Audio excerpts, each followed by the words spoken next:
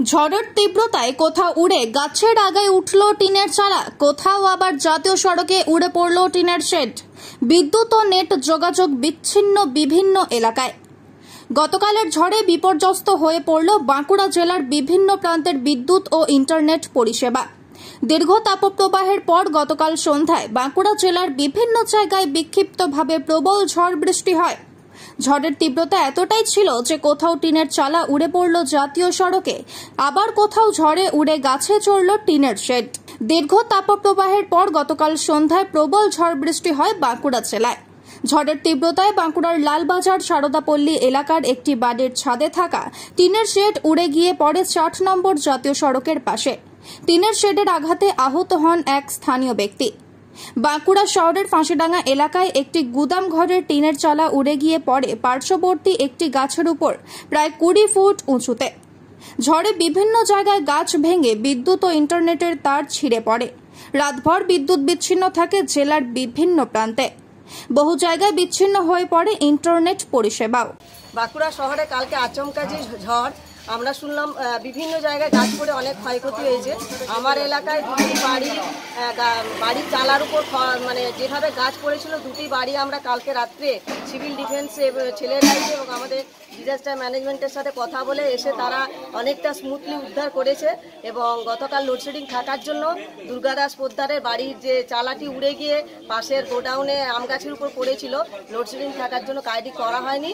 আজকে সকালে সেই ডিজাস্টার ম্যানেজমেন্ট এবং সিভিল ডিফেন্সের সাথে কথা বলে যথারীতি পৌরসভা ভাইস চেয়ারম্যানের সাথে কথা বলে জেসিবি আনিয়ে আজকে সকালে কাজটি উদ্ধার করা হয়েছে।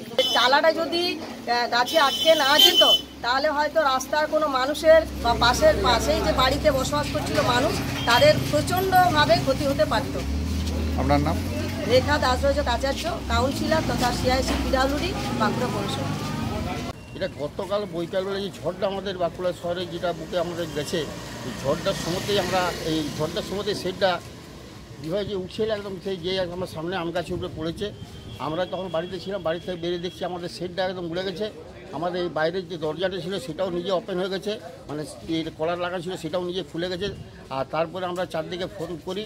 আমি প্রথমে রেখাদিকে ফোন করি, রেখাদি থানায় ফোন করেন, থানার থেকে খবর পাই যে আমরা ফোন করি। তারপর রেখাদিকে বলতে বলেন কাউন্সিলরকে, আমরা রেখাদিকে ফোন করি।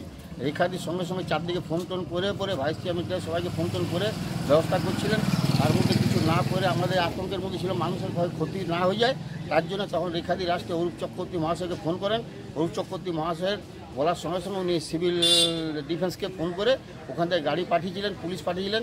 সঙ্গে সঙ্গে তারা এসেছিলেন, এসে পরে তারা দেখে গেলেন। দেখে পরে তারা দেখলেন যে অন্ধকার হয়ে গেছে, এই সময় কিছু করা সম্ভব নয়।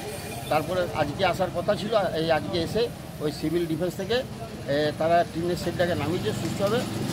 আর আমাদের পাশাপাশি এখানে গাছও পড়েছে। আমার দুর্গা মেলার সামনে একটা গোল গাছ ভেঙেছে, রাতপুকুরে একটা অ্যাসবেস্টার ভেঙেছে, বাড়ি ভেঙেছে। সেটাও রেখাদির পরিচালনায় গোটাটাই সব দিকে ডিফেন্স সিভিল ডিফেন্সকে দিয়ে সব কাজ করেছেন। আর রেখাদি কালকেও গতকালও 2-2.5 ঘন্টা 3 ঘন্টা ছিলেন। ওসিতে শরীর খারাপ, সে অবস্থাতেও আর 2-2.5 ঘন্টা এখানে থেকে পরে সব কাজকে নিরপেক্ষ সবাইকে দেখে পরে কাজ করছেন। আজকেও সকাল থেকে উনি আমার বাড়িতে এসে বসে আছেন। এখন সিভিল যেটা ডিফেন্স এসে কাজ করছে সেটা পুরো তদারকি আমাদের কাউন্সিলর।